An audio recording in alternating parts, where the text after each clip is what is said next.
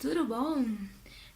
Eu tô aqui hoje porque muita gente vem me pedindo para que eu tire algumas dúvidas relacionadas ao curso de obstetrícia depois de ver o vídeo no canal do Sereio. Então eu selecionei algumas perguntas que me fazem sempre e eu vou, através dos vídeos, tirando essas dúvidas.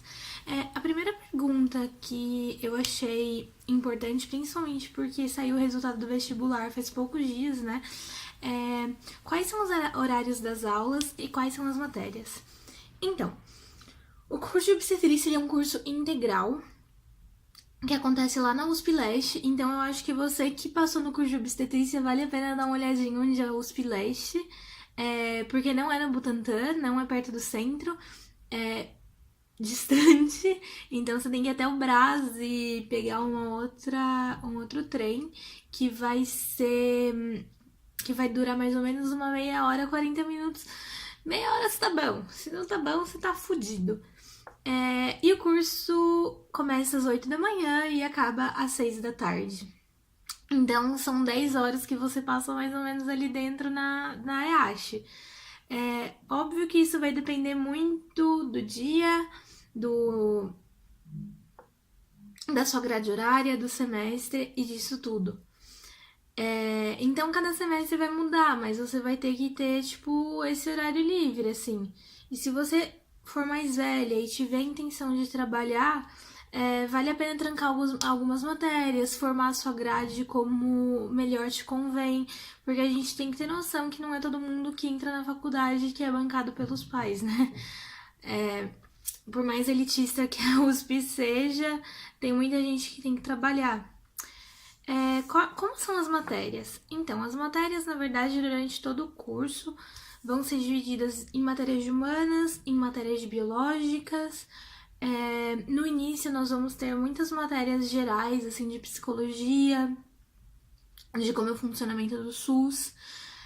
A gente aprende a como se relacionar com as pessoas, porque eu acho que. Eu acho não, é muito importante aprender a se relacionar com as pessoas, né? E aí depois, com o passar do tempo, essas matérias vão ficando mais específicas. Por exemplo, aí a gente vai ter matéria de enfermeirística, porque a gente tem que aprender a ferir pressão, tem que aprender a fazer exame de sangue, tem que aprender a prender um acesso venoso, a medir a frequência cardíaca, a respiração, tudo isso, né? Porque quando a gente quer. Se a gente quer cuidar da saúde da mulher de modo integral, a gente tem que entender como fazer todos esses parâmetros, quais são os parâmetros normais para a gente conseguir reconhecer a patologia. Depois disso, a gente começa a ter matérias mais específicas voltadas para o parto. Então a gente vai ter toda a fisiologia do parto, quais são os riscos obstétricos, quais são as doenças que podem vir ao longo da gestação. A gente aprende como é todo o período reprodutivo da mulher, do momento que ela menstrua, a primeira menstruação. Se eu não me engano, a gente aprende também da primeira ejaculação masculina, eu acho que a gente aprende um pouquinho disso. Eu não me recordo, porque óbvio, tem coisa que a gente aprende na faculdade, tem coisa que a gente aprende fora dela, e essas coisas se misturam, porque elas fazem parte da nossa vida, da nossa rotina. Então, a gente vai aprender tudo isso. Aí, no último semestre, nós vamos ter as matérias de urgências e emergências. Então, como que a gente faz para atuar numa emergência obstétrica? Como que eu me comporto dentro de uma situação de hemorragia pós-parto? Como que eu me comporto numa situação em que a mulher tem uma convulsão por causa de uma doença da gestação? Então a gente aprende a se comportar nessas situações e como gestir essas situações e como dar conta dessas situações. Entrando nisso, né, os nossos estágios vão começar a partir do quinto semestre de graduação. Eles começam junto, em sintonia com essas aulas de enfermagem. Então, por exemplo, eu no meu quinto semestre fui para o HU, que é o Hospital Universitário da USP. Ali eu aprendi a fazer exame de sangue, aprendi a...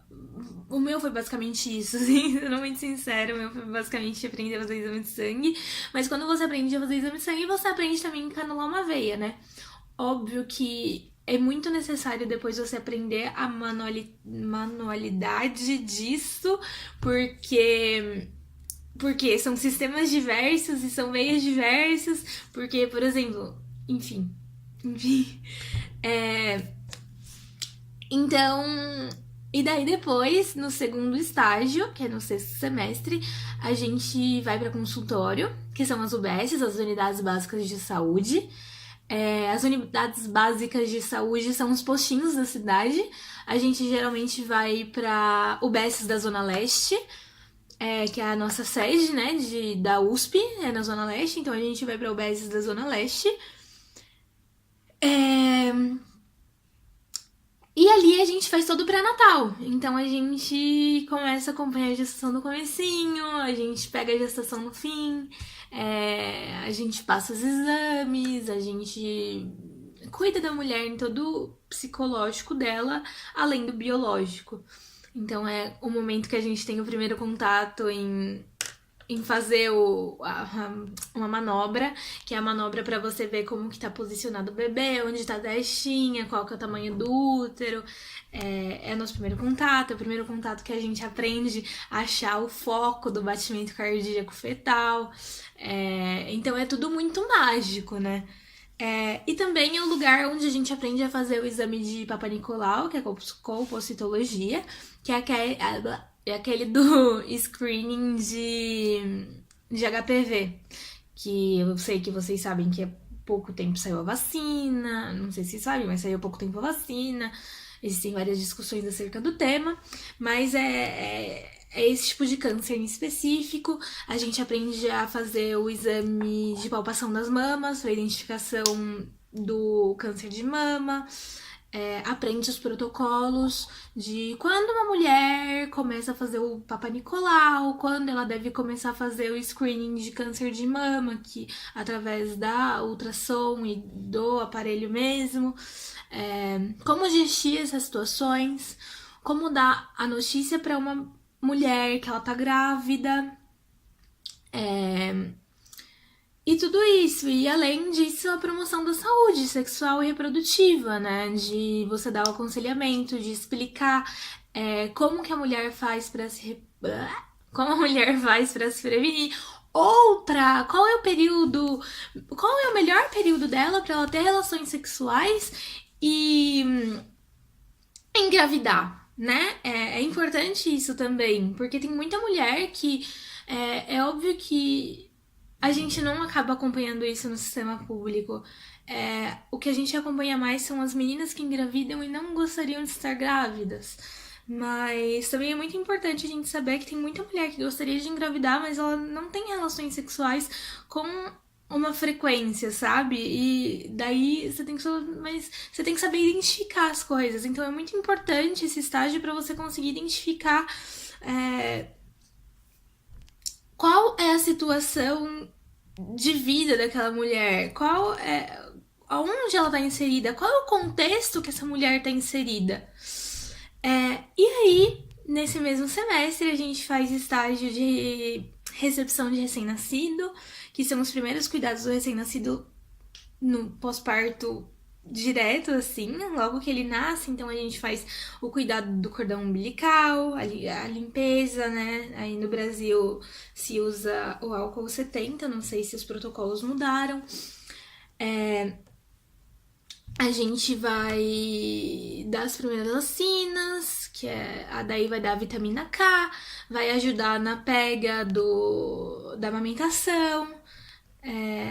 E é basicamente isso. E é o momento que a gente vê o nosso primeiro parto, né?